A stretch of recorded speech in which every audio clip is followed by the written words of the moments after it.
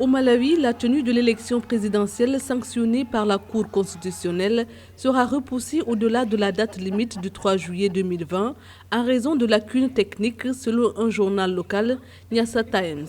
Ce mercredi 10 juin, le gouvernement est censé présenter 4 projets de loi liés aux élections. Projets qui seront étudiés au sein de la Chambre du Parlement pour une éventuelle adoption. Il faut tout de suite reconnaître que la guerre juridique que se sont livrés les deux principaux candidats à cette élection n'a pas facilité le respect des délais parce que les recours ont fait en sorte que d'un côté, on attendait une réponse qui soit favorable à un camp, alors que de l'autre côté, le président Peter Mutharika, qui lui est au pouvoir, prend aussi le temps pour ne pas que cette élection puisse, je dirais, le précipiter dehors. Il faut reconnaître que cette élection était déjà prévue au 23 juin.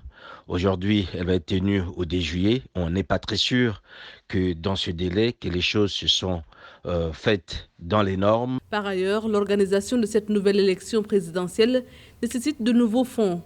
La commission électorale du Malawi a déclaré que l'ensemble du budget électoral est fixé à 34 milliards de kwacha, soit environ 40 millions d'euros. Notons que l'Union européenne a retiré son financement de 7 millions d'euros pour ces élections, citant qu'elle avait réorienté ses fonds vers la lutte contre le Covid-19. Quant au programme des Nations Unies pour le développement, il ne fournira qu'une expertise technique pour cette élection et aucune aide financière à raison de l'absence présumée de cadre juridique pour la tenue de ce scrutin et la pandémie de Covid-19.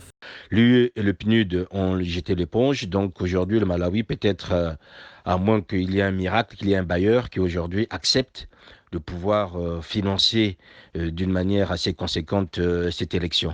Donc on voit là en fait des délais, c'est une chose, mais le financement, c'en est une autre. Et il faut aussi ajouter une inconnue, c'est en fait les violences actuelles, notamment que subissent les opposants ou encore les activistes politiques, qui font en sorte que ce serait un peu compliqué, notamment dans un climat assez délétère, économiquement, matériellement et socialement, que le gouvernement ait les moyens nécessaires pour respecter les délais et surtout organiser cette élection. Avec un déficit de financement de 8 milliards de kwacha, la MEC devra donc gérer avec succès la tenue de ce nouveau scrutin.